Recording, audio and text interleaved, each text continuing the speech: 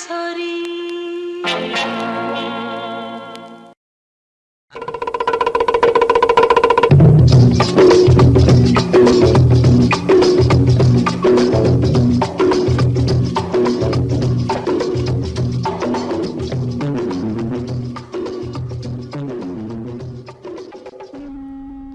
and welcome to another review here on Society Girl Saves the World and DesiMovies.biz. Today we will be looking back at my favorite era of Pakistani and Indian movies, that being the late 60s and the 70s, when of course in the West the James Bond era had begun and was extremely successful, and it was just a matter of time before local filmmakers in India and Pakistan attempted to make the same style of film. So in 1971 we had a couple of movies released which were very much oriented towards the James Bond theme, and this film that we're going to be talking about today is called Jane Bond 008 Operation Karachi. An absolutely wonderful title which is a mouth-watering prospect and had the pulses, at least my pulse, racing when as a kid I saw the posters come up in the cinemas with the coming soon sign attached to them, and was literally drooling in anticipation, especially because the film starred Tarana, who was later also known as Qawmi Tarana for various reasons which we won't go into. But she had been one of our favorites because of her wonderful club dances, especially the one she performed in a film called Noreen, which we actually watched in the cinemas 3 times just for her. But the film's cast includes Raza Fazli. It stars Rukhshanda Khattak, who made her debut as Jane Bond 008.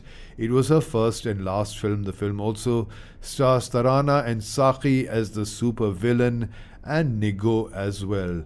The film is notable because it was a joint production between Iran and Pakistan. There were a few films made by the two countries together, and this was one of them. The director and the hero was in fact an Iranian actor by the name of Raza Fazli, and he took on the reins of direction for this film as well. Just around this time, another film, a similar film on the theme of James Bond by the name of Mr. Bond 303 was released, and these films were in almost direct competition at the box office. Most of the Irani-Pakistani joint productions had a social angle to them, but this was much more in the swinging James Bond style, complete with thrilling car chases, stunts, mysterious women, high-tech gadgets, some very nasty villains, and even heavier henchmen. Any film with a fabulous title like Jane Bond 008 Operation Karachi has the additional burden in that it has such a fantastic title that it has to do justice to. The action rolls with an M prototype, M of course being the secret agent from James Bond, giving Jane Bond 008 instructions for her next urgent assignment in Karachi. It seems that an evil gang has been operating in the city and has recently kidnapped a highly respected professor. The police fear that the criminals are going to force this professor, who is a scientist, into constructing weapons of mass destruction, which will have the entire world kneeling in front of this crime syndicate, begging for mercy. Shots of Karachi reveal a swinging city of bustling nightlife and one club where the clientele is enjoying Miss Zuzu's intoxicating go-go dancing talents. Agent 002 is at the club, cutting a dashing if mysterious figure, and the evil henchmen associated with kidnapping the professor are sniffing blood. The handsome and dapper Agent 002 senses danger as Miss Zuzu's dance reaches its climax. He sets his briefcase on fire, exploding it spectacularly in mid-air before making his escape, way before Dawn employed similar tactics in the 1978 Bollywood masterpiece. The henchmen follow him, and after a nerve-shattering chase scene, they end up in the vast underground complex of the villain's lair, where the crime kingpin has all the latest security gadgets to keep unwanted pests out of his compound.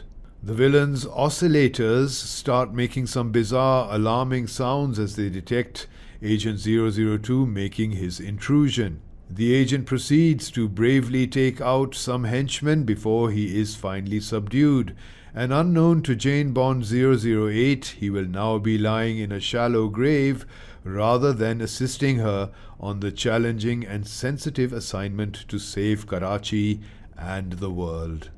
Fortunately, another most unlikely character is soon to be entering her life. Things are about to get a lot more confusing before they start making any sense, at least to Jane Bond 008, who is expecting to meet Agent 002 at the airport. But the hotel where Jane Bond 008 is due summons one of their drivers to collect her from the airport. It appears the man is on some hallucinatory drugs as he gets very excited, believing that the arriving passenger to be the woman destiny somehow has chosen for him, even if he is a lowly driver and she a mem saab of an exotic faraway land. He works himself into quite a frenzy of excitement, bursting into song and dance while simultaneously driving to the airport.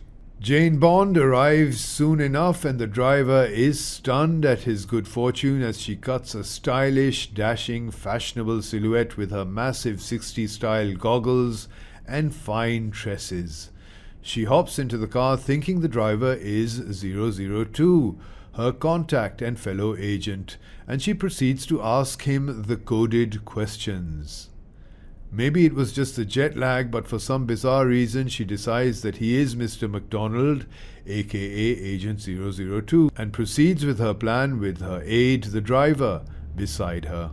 Soon enough things begin to go left as various henchmen are always tailing her, and soon she is snagged. Our chauffeur left in the dust without his host and without his car, stolen by the henchmen who triumphantly deliver Jane Bond to the super criminal mastermind with the very sophisticated oscillator devices that double for security and a whole range of other utilities. The film now changes gear and is dominated by sequences where our dashing chauffeur and his annoying sidekick are rescuing Jane Bond, their damsel in distress, and then somehow managing to lose her to the henchmen once again. These events recur a few times before finally Jane Bond comes to the rather embarrassing discovery that her charming and dashing chauffeur is not Mr. MacDonald, but actually a mere simpleton with whom she has swiftly grown besotted. More car chases and fights and slapstick comedy sequences follow, and a magic show is featured and is rather tedious. The action reaches a stirring climax with Jane Bond operating a small aircraft while her chauffeur boyfriend Mohsin, played by Raza Fazli, battles the forces of evil on the land. They make a good team, and despite the odds being stacked against them, they face their adversaries with admirable pluck and spirit. Rakshanda Khattak, one of the nation's first supermodels, is of Burmese and Pashtun origin and is indeed a worthy Jane Bond. Her physical appearance is alluring and imposing in equal measure, as is her slightly Zeenat Aman-esque dialogue delivery. She packs a mean karate chop and kicks, but the bottom line is, if it were not for her dashing chauffeur, she would have ended up the same way as Agent 002, in an early shallow grave. The film, directed by our cavalier chauffeur Raza Fazli, is choppy and incoherent for the most part. There are one too many chase scenes and action scenes, and the second half seems to be on repeat mode, as much of the first half. The film doesn't build upon its premise, and things meander instead of creating any tension or moving towards an effective climax. Nothing is unexpected, and the film winds its way to a highly predictable and rather unexciting conclusion. Raza Fazli is exuberant and rather fitter than the local Pakistani heroes of the era, and is confident in directing himself. Yet perhaps the film would have benefited by having a director who was not the main star of the movie, because the narrative is very weak. The storytelling is confused and messy, and the entire film lacks any semblance of gathering pace or tension. However, the film is mildly entertaining, and there are one or two rather spectacular dances by Tarana and another by the starlet playing Miss Zuzu. The movie's best sequence is, in fact, Miss Zuzu's sizzling dance number, while in the background, Agent 002 attempts to make his getaway from the posse of shady henchmen keeping watch at the local sleazy dance club. Another exciting aspect of the film is the outdoor scenery of Karachi as it was back in the late 60s, sparse and sketchy rather than the mass disorder that is on view in contemporary times. The film unsurprisingly failed to set the box office on fire and died a tame death within a few short weeks. It has none of the ingredients required to register with the locals. There is a distinct lack of emotional involvement with the characters and a lightweight plot that is too slight to sustain the film. It's also a relatively low-budget movie, which means that the villain's lair is only marginally impressive and should have been so much more. It's a film that should have been a cult classic for Karachi and feminism for all times to come, yet it falls short of expectations, ending up as an unremarkable and uninteresting and lightweight piece of piffle. And ultimately, only the movie's title and poster retain any cult value, and not the film, alas. And that's where we are going to wind up this review of the film Operation Karachi, and hope you enjoyed it and that you'll be back for more of our reviews looking back at films from the past. Thank you for joining us today.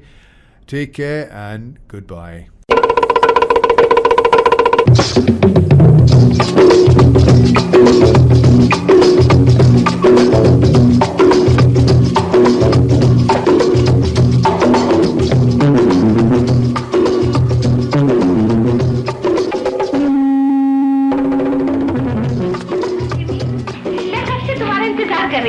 Let's go. Villain. Yes. What do you say? कहाँ जा रही हो? हमने और तुमने कुछ ना पूछने का एग्रीमेंट हुआ था. हम इस शरीफ घर में तुम्हारे दोस्तों का आना जाना बर्दाश्त नहीं कर सकते. मैं तो खुद तुम जैसे 1800 के लोगों को बर्दाश्त नहीं कर सकती. You know, मैं तो सिर्फ ड्रॉप सीन का इंतजार कर रही हूँ. Come on, Jimmy. Let's go.